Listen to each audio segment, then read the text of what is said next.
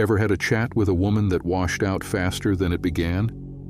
Then you know that uncomfortable silence, followed by a quick, "Nice meeting you," as she walks off. So how do you keep a talk going with the cute gal you just met and make it feel like you're really connecting? That's what I'm here for, to give you some handy tips to make sure you're never stuck for words ever again. You want to avoid the common mistakes that ruin the vibe. Learn how to quickly build a bond, which a lot of guys can't do to save their lives, and also handle those awkward silences like a pro. If you're ready to finally upgrade your talking game with women, let's dive right in. So I know what you're wondering. How do I keep a conversation going? It always seems to go dead after opening. Guess what, brothers? It's actually simple to do. To start, you have to have the right mindset. I'm not talking about emotions here. It's about the way you think about meeting women.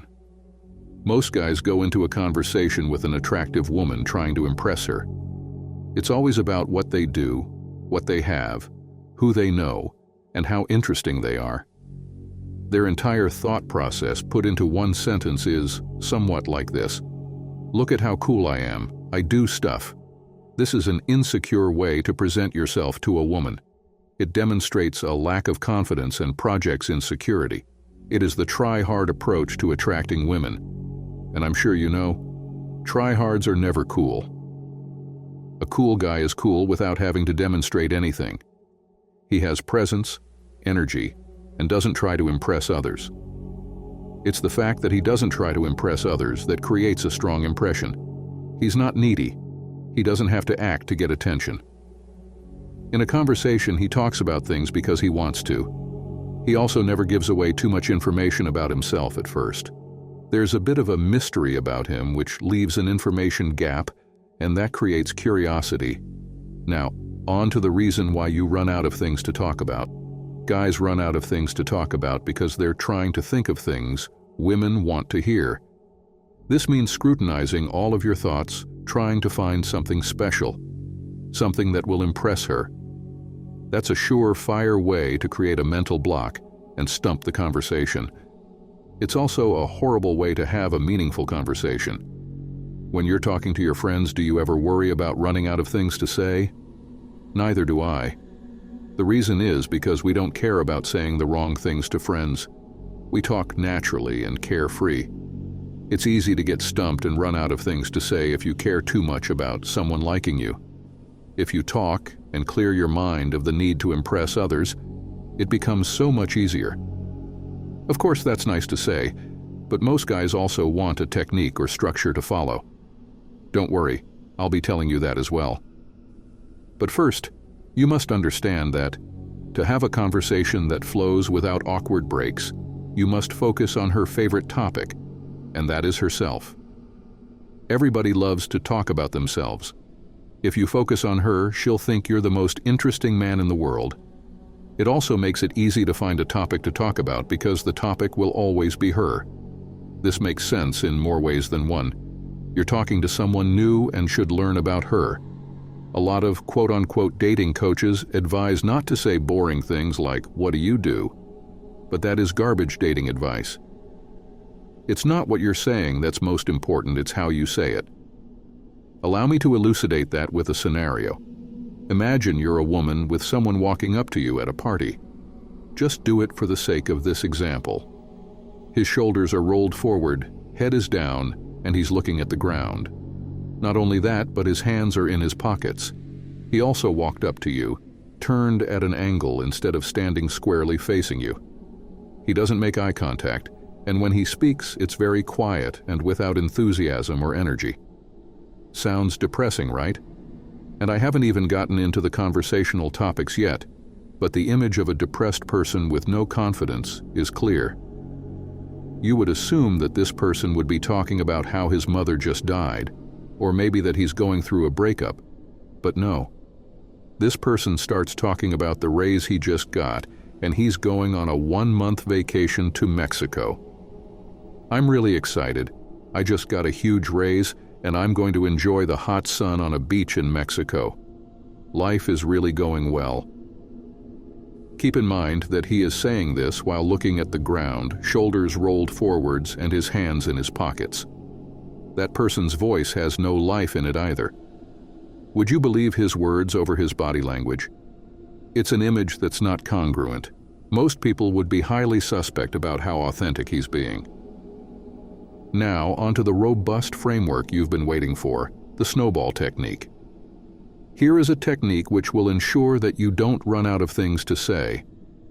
It's a simple way to keep a conversation going and keep her interest in chatting. Using this technique, you can learn a ton about the girl you're talking with. All of the things she tells you will come in handy while you chat. First, you ask a what question plus a cold read. This is how it goes. After opening, ask a simple question about her, but bundle it up with an observation. You look like you work in a dental office or hospital. What do you do? The observation or cold read makes the question conversational instead of interview style. Next, you pay attention. You need to listen to what she's saying and not think about your next move. This will also help overcome shyness because you won't be thinking about yourself. Self-consciousness is a sure way to stifle the chat. Step 3. You repeat her words back to her. Now she shared something about herself, so repeat the most important point back to her in your own words. This will have the dual effect of demonstrating that you were listening and also clarify any miscommunication. You'll understand her better and she'll appreciate your attentiveness. Step 4. You add your opinion. Again, to make it conversational and not like an interview, tag your opinion onto the question. Step number 5. Proceed to dig deeper. To really create a connection, it's going to require going below the surface and getting away from the superficial opening details. Find out why she's into that work or interest. Why did she get into it? This will tell a lot about her personality. It will also require her to open up and share something about herself. When people open up to others, it creates a feeling of trust and connection. This is important if you want to see her again. Lastly, step number 6 of the snowball technique. You've got to recall. Since you were paying attention, you're going to remember the different things she said earlier. Recall one of the other topics she mentioned and re-add it to the conversation. This works especially well if it's connected to what she was just saying, or if the conversation started to run dry. Just say, "So you mentioned that you also like X. How does that connect to your work?" This conversational approach will create a snowball effect because you're learning different facts about her. Each fact or detail could potentially become a conversation on its own. The whole time you'll be learning about her too. This will give you a chance to create a meaningful connection.